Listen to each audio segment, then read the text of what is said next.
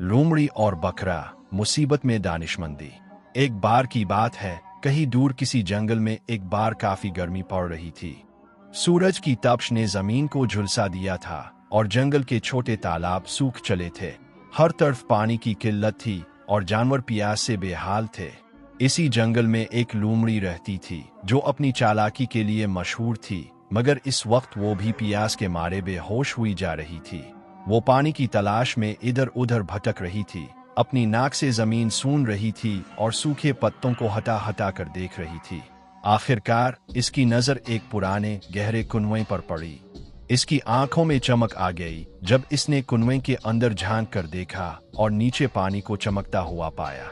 आह, पानी! इसने खुशी से सोचा, लेकिन जैसे ही वो कुएं के किनारे पर झुकी, इसका पैर फिसल गया और वो छपाक की आवाज के साथ कुएं में गिर गई।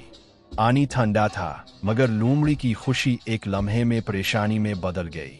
वो कुएं में गिरने के बाद रोने लगी और सोचने लगी कि अब वो बाहर कैसे निकलेगी। कुएं की दीवारें ऊंची और फिसलन भरी थीं और वो लाख कोशिश के बावजूद बाहर नहीं निकल पा रही थी।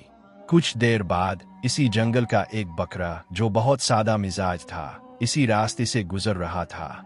इसे भी सख्त प्यास लगी थी। इसने कुएं के पास आकर अंदर झांका तो लोमड़ी को पानी में देखकर हैरान रह गया। अरे लोमड़ी बहन, तुम इस कुएं में क्या कर रही हो? बकरे ने मासूमियत से पूछा। लोमड़ी, जो मौका की तलाश में थी, फौरन अपनी चालाकी पर उतर आई। इसने हंसते हुए कहा, बकरे भाई, तुम्हें नहीं मालूम, ये दुनिया का सबसे ठंडा और मीठा पानी है। मैंने तो पानी पीने के बाद इसमें नहाने का मजा भी लिया है। इतनी शदीद गर्मी में इस कुएं का पानी जिंदगी बख्श है। तुम भी आ जाओ, बहुत मजा आएगा।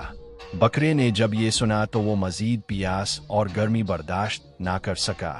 इसने बगैर सोचे समझे कुएं में छलांग लगा दी ताकि ठंडा पानी पी सके और नहा भी सके। जैसे ही बकरा कुएं में गिरा और अपनी प्यास बुझाई, लोमड़ी ने फौरन इससे कहा, लो बकरे भाई, अब हमारी मुश्किल आसान हो गई। तुम अपने सींग ऊपर करो और मैं तुम्हारे सींगों पर चढ़कर बाहर निकल जाऊंगी। फिर मैं तुम्हें भी बाहर निकालने में मदद करूंगी। सादा दिल बकरे ने लोमड़ी की बात मान ली और अपने सींग लोमड़ी ने फौरन बकरे के सींगों पर चढ़कर कुएं से बाहर छलांग लगा दी। बाहर आते ही वो कुएं के किनारे खड़ी हो गई और बकरे को नीचे देखकर मुस्कुराई। बकरे ने ऊपर देखा और लोमड़ी से इल्तिजा की, लोमड़ी बहन, अब मुझे भी बाहर निकालो। लोमड़ी ने हंसते हुए कहा, आगल बकरे, तुम्हें पहले सोचना चाहिए था कि अंदर जाने का रास्ता आसान होता है लेकिन बाहर निकलने का मुश्किल।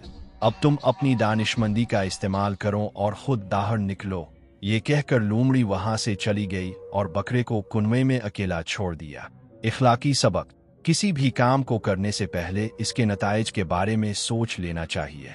जल्दबाजी में किए गए फैसले अक्सर नुकसानदेह साबित होते हैं। उम्मीद है कि आपको ये कहानी पसंद आई होगी।